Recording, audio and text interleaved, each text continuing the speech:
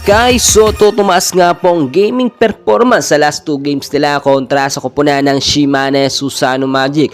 At bakit nga ba laging napag-iinitan na lamang ng Japanese referee? And bago tayo magpatuloy mga kaibigan, please don't forget po to like and subscribe and always hit the notification bell for more Kai Soto update.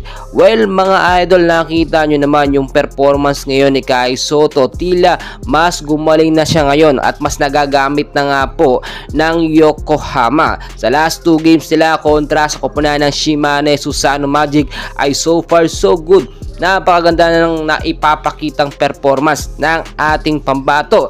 Nung game 1 kontra siya Shimane Susano Magic, 16 points, 5 rebounds, 1 block at 20 minutes ang naitala ng ating pambato. And so far dito mas napag-initan o unang napag-initan nga po ng Japanese referee itong si Kai Soto. Konting tapik lamang po, no, konting dikit sa kalaban, tinatawagan na agad ng foul, which is kaduda-duda po talaga.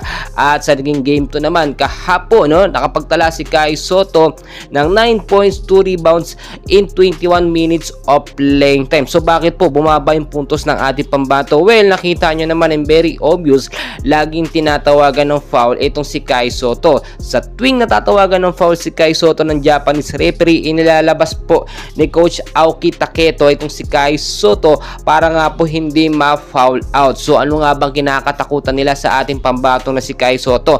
Unang-una, nakita po ngayon, no, ng kalaban ng Yokohama, ng Shimane Susano Magic, yung magiging banta or yung pagiging banta ni Kai Soto sa kanila kung mananatili po ito at mabibigyan ng mahabang playing time sa loob ng court. Mga kaibigan, tignan nyo mabuti, depensa pa lamang po. Great defender itong si Kai Soto. Nahihirapan po makapuntos ang scoring machine po ng kalaban. Kapag walang Kai Soto, nagtutuloy-tuloy ang score. Pero kapag nasa loob si Kai Soto, nababawasan o natipigilan ang kanilang mga scoring machine. Nakikita naman natin yung mga rebound at mga depensa madalas talaga nagagawa ng ating pambato na si Kai Soto. At nakita natin for the very first time, pinasok po kahapon sa first 5 lineup ang ating pambato na si Kai Soto, which is yun na po yung indikasyon na nakuha na ni Kai Soto ang tiwala ni Coach Taketo. Yung first 5 lineup ka, kasama ka, ibig sabihin magaling ang dupepensa si Kai Soto. Tulad po ng ating sinasabi, basta mabigyan lamang